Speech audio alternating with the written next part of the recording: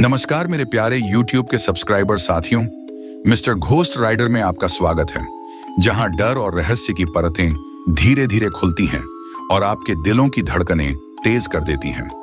आज फिर से एक खौफनाक और दिल दहला देने वाली कहानी लेकर मैं आपके सामने उपस्थित हूं। भूतिया प्रेम कहानी, शापित इश्क प्रस्तावना। कहते हैं सच्चा प्यार कभी खत्म नहीं होता, लेकिन अगर वही प्यार बदले की आग में जलने लगे तो क्या होगा। ये कहानी है एक शापित प्रेम की, जो प्यार और डर के धागों में लिपटी हुई है। अंकित एक युवा इतिहासकार पुरानी इमारतों और उनके रहस्यों की खोज में रुचि रखता था। एक दिन उसे रुद्रगढ़ हवेली के बारे में पता चला, जो पिछले 100 सालों से वीरान थी। कहा जाता था कि वहां जाने वाला कोई भी जिंदा वापस नहीं आता, लेकिन अंकित को भूत प्रेतों पर यकीन नहीं था। इसलिए वह उस जगह की सच्चाई जानने के लिए निकल पड़ा। जैसे ही उसने हवेली के टूटे हुए दरवाजे को पार किया, अचानक ठंडी हवा का झोंका आया।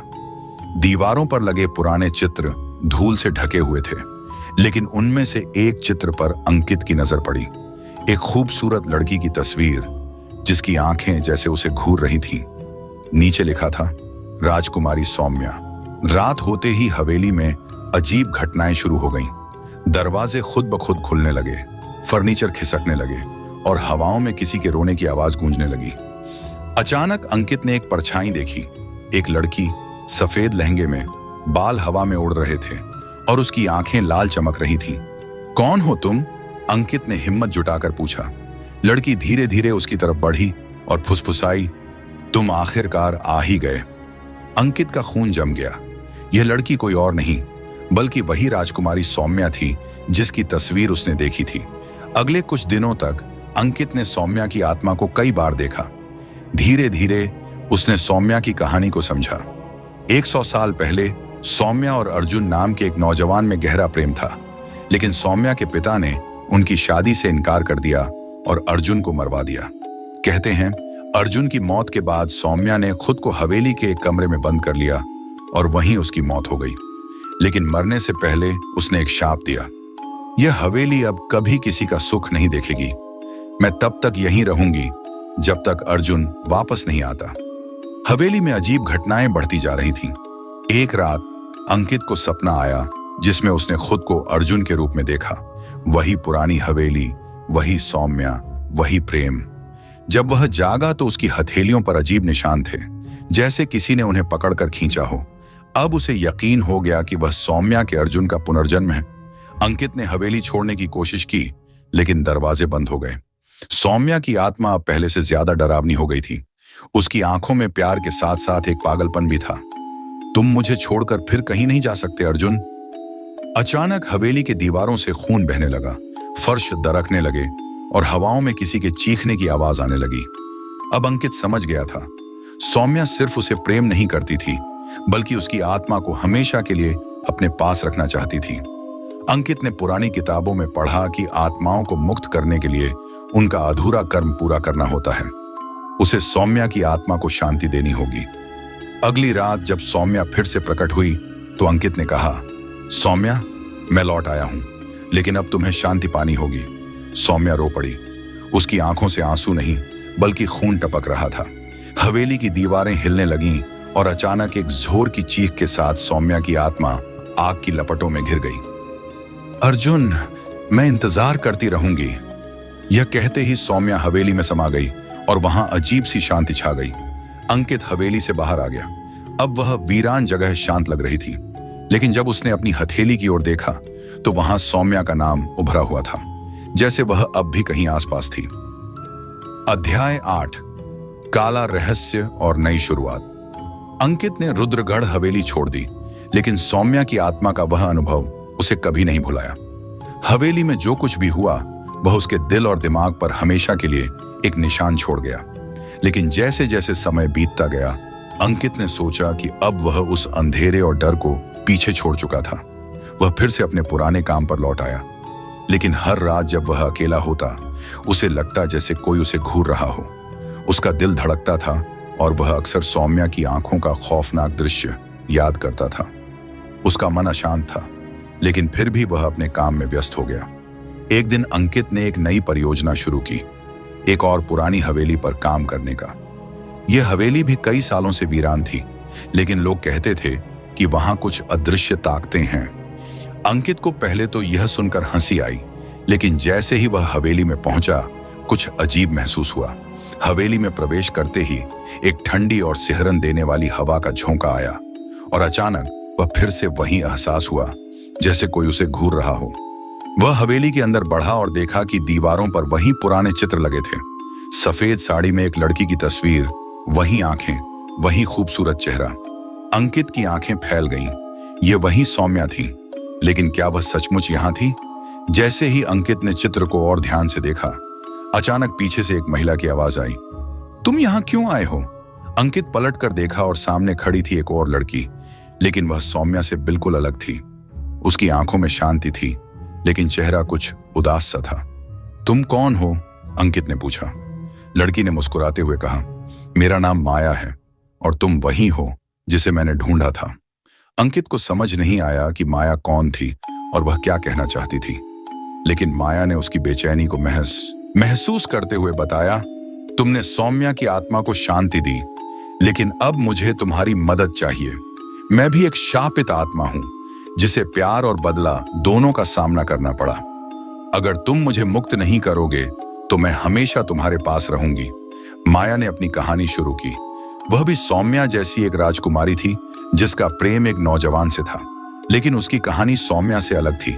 माया को प्रेम में धोखा मिला था और उसने अपने प्रेमी से बदला लेने के लिए एक खतरनाक जादू किया था। उसके बदले की भावना ने उसकी आत्मा को शापित कर दिया और अब वह अपनी नफरत और दर्द में फंसी हुई थी। माया को अपने किए पर पछतावा था, लेकिन उसकी आत्मा को मुक्ति पाने के लिए अंकित की मदद की आवश्यकता थी। अंकित ने माया की बातों को ध्यान से सुना और समझा कि वह सिर्फ एक आत्मा नहीं, बल्कि एक दर्द और अंधेरे में डूबी हुई प्रेमिका थी। उसने तय किया कि वह माया को भी मुक्त करेगा, जैसा उसने सौम्या के साथ किया था। अंकित ने एक रात माया से वादा किया, मैं तुम्हें शांति दूंगा, तुम अपने प्रेमी से बदला नहीं बल्कि प्यार प्राप्त करोगी। माया की आंखों में आंसू थे, लेकिन वह जानती थी कि अब उसे अपने अतीत से मुक्ति मिल जाएगी। अगली रात अंकित ने हवेली में एक अनुष्ठान किया। जैसे ही वह अपनी प्रार्थना खत्म कर रहा था, माया की आत्मा एक काले धुएं में घिर गई और धीरे धीरे वह रोशनी में बदलने लगी। माया ने कहा, अब मैं शांति से जा रही हूं, धन्यवाद अंकित। अंकित ने महसूस किया कि अब हवेली में कोई खौफ नहीं था, सब कुछ शांत हो गया था और माया की आत्मा अब स्वतंत्र थी। अंकित ने हवेली छोड़ दी, लेकिन उसे यह एहसास हुआ कि वह अब कभी भी इन भूतिया प्रेम कहानियों से दूर नहीं जा सकता। वह समझ चुका था कि प्यार और बदला दोनों एक ही सिक्के के दो पहलू होते हैं और कभी कभी किसी अधूरी प्रेम कहानी को पूरा करना ही एक आत्मा को मुक्ति दिला सकता है। अंकित ने कई हफ्ते रुद्रगढ़ हवेली और माया के शापित प्रेम के रहस्यों के बारे में सोचा। उसकी जिंदगी एक नई दिशा में मुड़ चुकी थी और वह पुरानी हवेलियों में जाकर रहस्यों को सुलझाने का शौक छोड़ चुका था। लेकिन एक दिन उसे एक अजीब सा निमंत्रण मिला, एक पत्र जो कहीं से गायब हो गया था और अचानक उसकी मेज पर रखा हुआ था। पत्र में लिखा था, क्या तुम नहीं चाहते कि तुम और सौम्या, माया जैसी आत्माएं एक साथ शांति पाएं? तुम्हारी मुक्ति का रास्ता एक और हवेली में है, जहां अंधेरे के बादल अब भी काले हैं। अंकित ने पत्र को ध्यान से पढ़ा और उसके अंदर एक विचित्र सी बेचैनी महसूस हुई। क्या सच में सौम्या और माया की आत्माएं पूरी तरह से मुक्त हो पाई थीं, या कुछ और शापित शक्तियां उन्हें पकड़ कर रखी थीं? पत्र में जिस हवेली का जिक्र था वह रुद्रगढ़ से बहुत दूर एक सुनसान जंगल में स्थित थी। अंकित ने अपनी पुरानी जानकारियों के आधार पर उस जगह का पता लगाया और वहां पहुंचने का निर्णय लिया। जब वह उस हवेली के पास पहुंचा तो उसने महसूस किया कि यह जगह अब तक की सबसे डरावनी जगह थी, जहां ना कोई आवाज थी और ना ही किसी तरह का जीवन। यह हवेली एक काले मकबरे की तरह लग रही थी, जैसे कोई सदियों पुराना राज छिपा हो। अंकित के कदम डगमगाए, लेकिन उसने हिम्मत नहीं हारी और हवेली के अंदर प्रवेश किया। हवेली का हर कोना सूना और वीरान था, लेकिन एक अजीब सी हलचल थी, जैसे कोई नजरें उस पर टिकी हों। हवेली के भीतर अंकित ने एक कमरे में एक पुरानी तस्वीर देखी, जिसमें सौम्या और माया दोनों साथ खड़ी थी। उनके चेहरों पर सन्नाटा और शांति थी, लेकिन उनकी आंखों में कुछ छिपा हुआ था। अचानक वह तस्वीर हिलने लगी और एक अस्पष्ट सी आवाज आई, अंकित, तुम सही समय पर आए हो।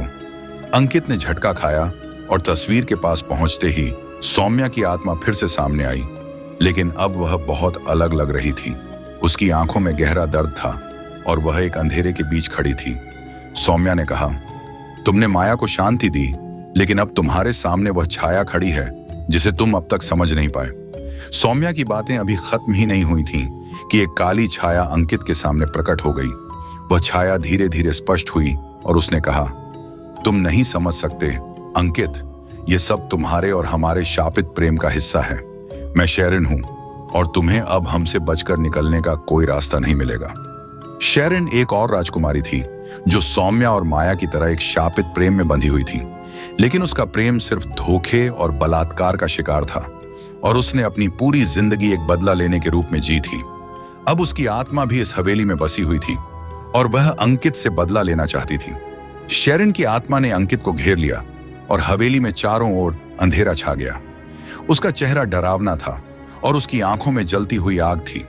वह बोलते हुए आई, तुमने हमें शांति दी, लेकिन यह केवल एक शुरुआत थी। अब तुमसे बदला लिया जाएगा। अंकित ने डरते हुए जवाब दिया, तुम्हारे बदले का समय अब खत्म हो चुका है। अगर तुम अब भी शांति चाहती हो तो तुम्हें अपने किए हुए पापों का पश्चाताप करना होगा। शेरिन की आंखों में गुस्सा था, लेकिन उसके बाद कुछ पल के लिए वह शांत हो गई। उसने कहा, तुमने सही कहा, लेकिन अब मुझे और मेरी आत्मा को मुक्त करने का कोई तरीका नहीं है। और फिर शेरिन की आत्मा एक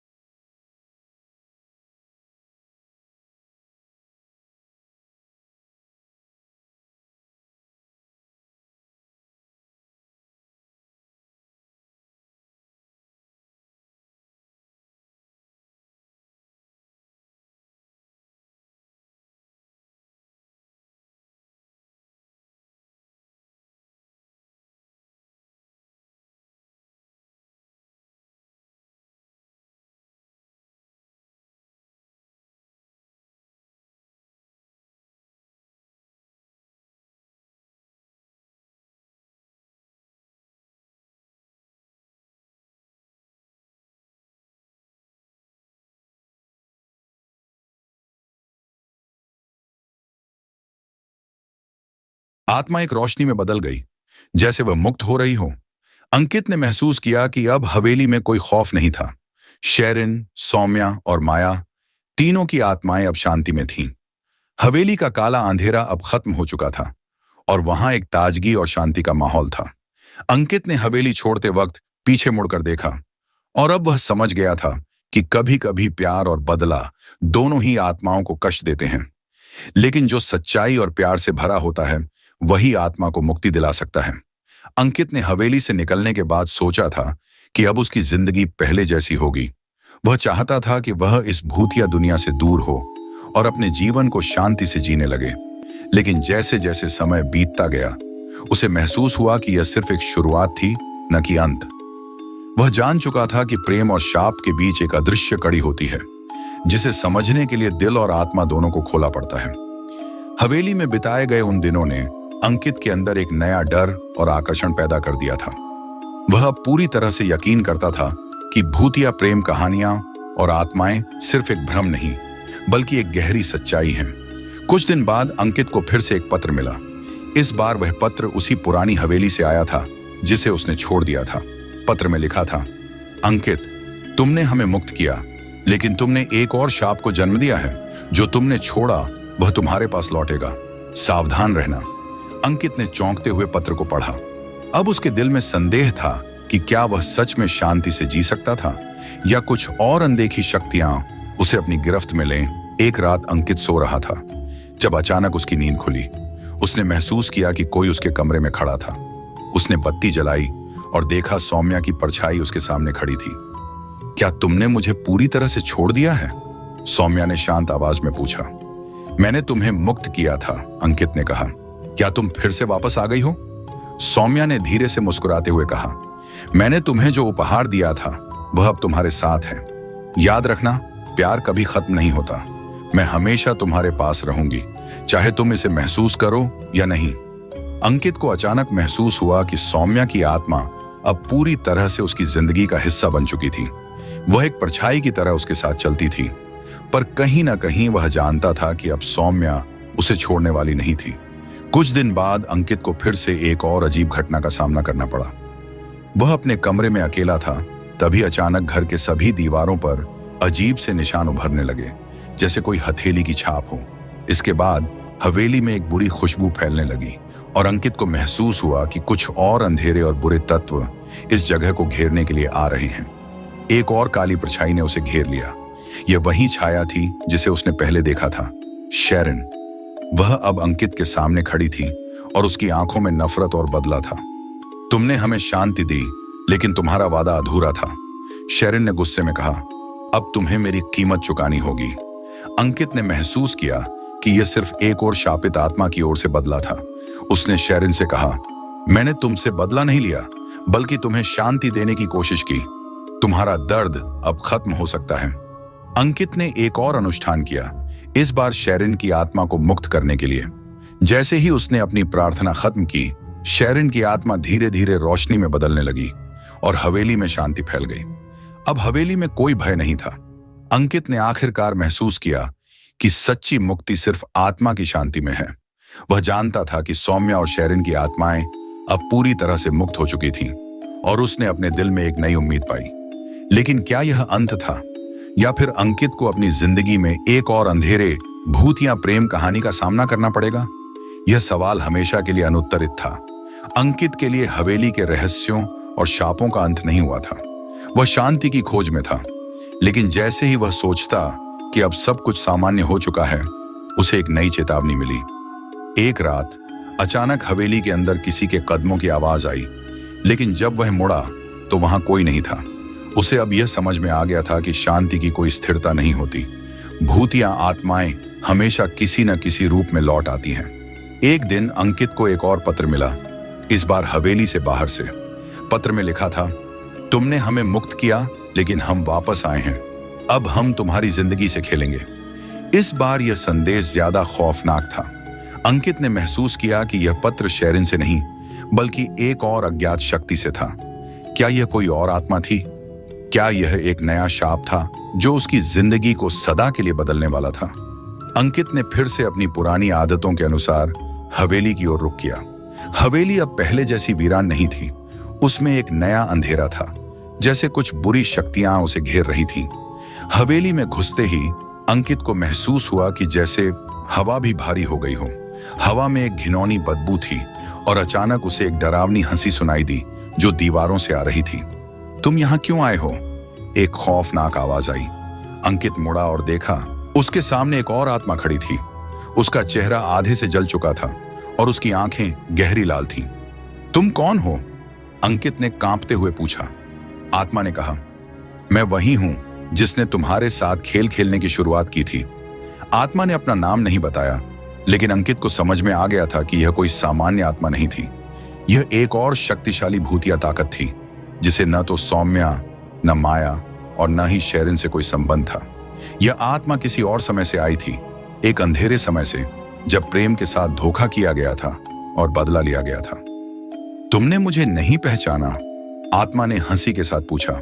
मैं वही हूं जिसने तुम्हारी जिंदगी में पहले बार काले बादलों का आगमन किया। अंकित को अचानक याद आया कि यह वही आत्मा थी जिसने एक बार रुद्रगढ़ की हवेली में अपनी धूम मचाई थी और फिर गायब हो गई थी। यह आत्मा उस पुराने अंधेरे के युग से थी जब प्रेम और प्रतिशोध दोनों एक ही बर्तन में उबालते थे। आत्मा ने धीरे धीरे अपनी कहानी बताई। यह आत्मा एक राजकुमारी थी जिसे अपने प्रेमी से धोखा मिला था और उसके बाद उसने बदला लेने के लिए एक खौफनाक जादू किया। इस जादू ने उसे और उसके प्रेमी दोनों को शापित कर दिया था। राजकुमारी की आत्मा का यह शाप अब तक किसी को नहीं पता था और अब वह वापस आई थी ताकि अंकित को अपने शाप में फंसा सके। तुम्हारी मदद से मुझे शांति नहीं मिली अंकित, आत्मा ने कहा। अब तुम मेरी मदद करोगे ताकि मैं बदला ले सकूं।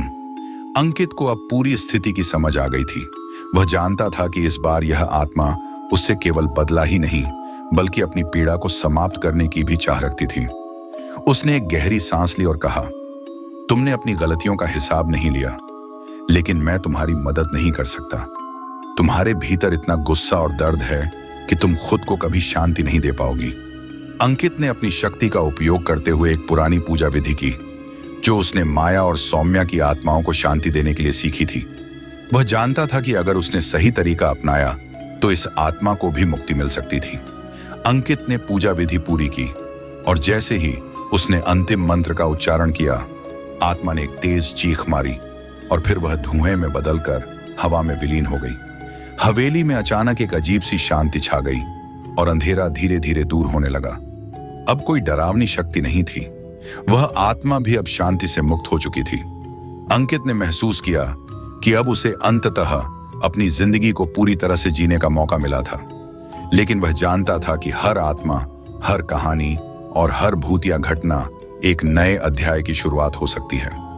अंकित ने हवेली में बिताए गए भूतिया समय को पीछे छोड़ने का पूरा प्रयास किया था। उसने सोचा था कि अब सब कुछ सामान्य हो चुका है और उसे अपनी जिंदगी को एक नई दिशा में जीने का मौका मिलेगा। लेकिन जैसे ही वह अपने पुराने जिंदगी में लौटने की कोशिश करता, उसे महसूस हुआ कि कुछ न कुछ अदृश्य शक्ति हमेशा उसके आसपास घूम रही थी जो उसे एक नई मुसीबत में फंसा सकती थी।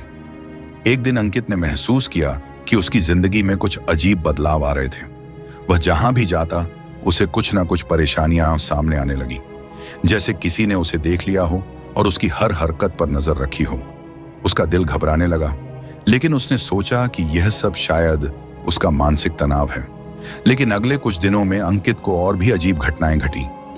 एक रात उसकी खिड़की पर किसी ने दस्तक दी, लेकिन जब उसने दरवाजा खोला तो वहां कोई नहीं था। उसी रात उसने अपने कमरे में एक खौफनाक सी गंध महसूस की, जैसे वहां कोई पुरानी बुरी ताकत फिर से जाग गई हो।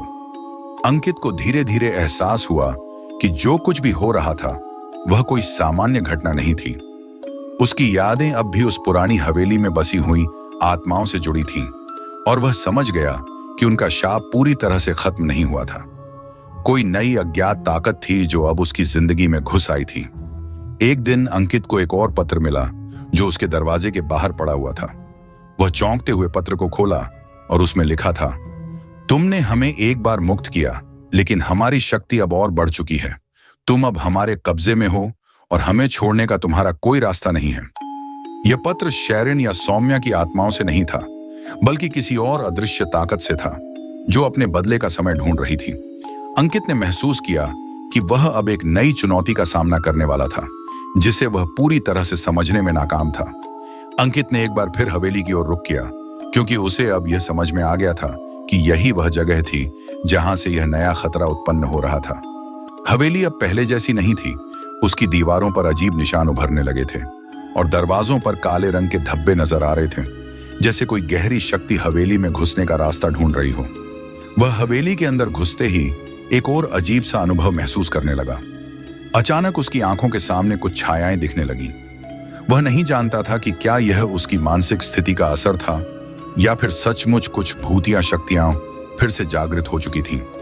जब वह हवेली के एक पुराने कक्ष में घुसा तो वहां एक काला दरवाजा दिखाई दिया। उस दरवाजे से एक अजीब सी आवाज आ रही थी, जैसे अंदर कुछ डरावना हो। अंकित ने धीरे धीरे दरवाजे को खोला और अंदर देखा। वहां एक और आत्मा खड़ी थी, लेकिन इस बार वह किसी महिला की नहीं बल्कि एक पुरुष की आत्मा थी। आत्मा ने अपनी पहचान बताते हुए कहा, मैं उस राजकुमार का आत्मा हूं जिसने अपना शाप खुद स्वीकार किया था। तुम्हारी मदद से हम पूरी तरह से मुक्त नहीं हो पाए। अब तुमसे बदला लिया जाएगा क्योंकि तुमने हमारे पापों को माफ किया। अंकित को यह समझते देर नहीं लगी कि यह वही राजकुमार था जिसने अपनी गलतियों को ठीक करने के बजाय प्रेम और प्रतिशोध के खेल में अपनी आत्मा को शापित कर लिया था। उसका भूत अब वापस आया था ताकि अंकित से अपनी खोई हुई शक्ति और बदला ले सके। तुमने शांति के लिए कोशिश की, लेकिन तुम नहीं समझ पाए कि हर आत्मा को सच्ची शांति तब मिलती है जब वह अपनी पूरी कीमत चुकाती है। आत्मा ने कहा, अब तुम्हारे पास एक मौका है। तुम हमारी मदद करोगे या तुम भी हमारी तरह शापित हो जाओगे। अंकित के पास अब केवल एक ही विकल्प था। वह या तो उस राजकुमार की मदद करता और उसके पापों का भार उठाता, या फिर उसे पूरी तरह से नकार देता और अपना रास्ता अलग करता। यह एक कठिन परीक्षा थी, क्योंकि उसे अब अपनी पुरानी यादें और आत्माओं के दर्द को पूरी तरह से समझने की कोशिश करनी थी। वह धीरे धीरे उस आत्मा के पास गया और कहा, मैं तुम्हारी मदद नहीं कर सकता। तुमने अपनी आत्मा को शापित किया है और अब तुम्हें इसके परिणाम भुगतने होंगे। जैसे ही उसने यह कहा, उस राजकुमार की आत्मा ने अचानक चीख मारी और उसकी सारी शक्ति एक विस्फोट के रूप में हवेली में फैल गई। हवेली के अंदर अंधेरा घना हो गया और अंकित को लगा कि वह फिर से उसी भूतिया दुनिया में फंस गया है। लेकिन इस बार वह जानता था कि उसे खुद को बचाने का तरीका तलाशना होगा। अंत में अंकित ने अपनी शक्ति और धैर्य का उपयोग करते हुए एक बार फिर से प्राचीन अनुष्ठान किया। उसने सही समय पर मंत्र पढ़े और एक तेज प्रकाश ने हवेली को घेर लिया। अचानक हवेली में घना अंधेरा और भय समाप्त हो गया और राजकुमार की आत्मा पूरी तरह से मुक्त हो गई। अब वह शांति में था। अंकित ने महसूस किया कि अब हवेली में कोई डर और अंधेरा नहीं था। सब कुछ शांत हो चुका था और उसे यह एहसास हुआ कि उसने अपनी जिंदगी में सबसे कठिन निर्णय लिया था। उसने न केवल आत्माओं को शांति दी, बल्कि अपनी आत्मा को भी मुक्त किया। अंकित ने हवेली में शांति पाई थी, लेकिन वह जानता था कि असली शांति की प्राप्ति केवल बाहरी घटनाओं से नहीं होती, बल्कि यह भीतर से आती है। हालांकि उसने शापित आत्माओं को मुक्ति दी थी, वह अपने भीतर के डर और संदेह को पूरी तरह से खत्म नहीं कर पाया था। हवेली से बाहर आकर उसने महसूस किया कि उसकी दुनिया अब एक नई शुरुआत से जुड़ी हुई थी। लेकिन क्या वह तैयार था? क्या वह इस नई दुनिया में अपने डर का सामना कर पाएगा? वह अब किसी भी अजीब घटना के लिए तैयार था, लेकिन एक सवाल हमेशा उसे परेशान करता था। क्या वह सचमुच कभी उन आत्माओं को पूरी तरह से मुक्त कर सका था? क्या कुछ और अनदेखी शक्तियां अब भी उसकी जिंदगी को प्रभावित कर सकती थीं? एक शाम जब अंकित अपने घर लौट रहा था, उसने एक अजीब सी अनुभूति महसूस की। ऐसा लग रहा था जैसे कोई उसका पीछा कर रहा हो, लेकिन जब उसने मुड़कर देखा तो वहां कोई नहीं था। उसे यह सच्चाई जल्द ही समझ में आ गई। यह कोई साधारण घटना नहीं थी। वह अब भी हवेली के रहस्यों से जकड़ा हुआ था और इस बार उसे किसी और की नहीं, बल्कि अपनी खुद की आत्मा से डर लगने लगा था। एक रात उसे अपने पुराने कमरे में कुछ अजीब आवाजें सुनाई दी। यह आवाजें उसके दिल में एक गहरी घबराहट पैदा कर रही थीं, जैसे कोई उसे पुकार रहा हो। वह तुरंत कमरे में गया और देखा कि उसके पुराने कमरे में एक पुराना बक्सा पड़ा हुआ था, जो उसने कभी खोला नहीं था। उसकी जिज्ञासा ने उसे बक्से को खोलने के लिए प्रेरित किया। जैसे ही उसने बक्सा खोला, एक पुरानी चिट्ठी बाहर गिर पड़ी। उस चिट्ठी पर लिखा था, तुमने हमारी मुक्ति की, लेकिन हमारी सजा अब तुम्हारी है। अब तुम्हारे कदम कभी वापस नहीं लौटेंगे। अंकित का दिल अचानक से घबराहट से भर गया। क्या यह शापित आत्माओं का फिर से लौटना था? क्या यह नई परेशानी थी जिसे वह टालने में सफल नहीं हो पाएगा? अंकित ने यह पत्र चुपके से अपने पास रख लिया और उसे अपनी मुक्ति की पूरी प्रक्रिया के बारे में फिर से सोचने लगा। उसने पहले कई आत्माओं को शांति दी थी, लेकिन अब उसे यह महसूस हो रहा था कि कुछ न कुछ अधूरा था। क्या कुछ अनकहे रह गए थे?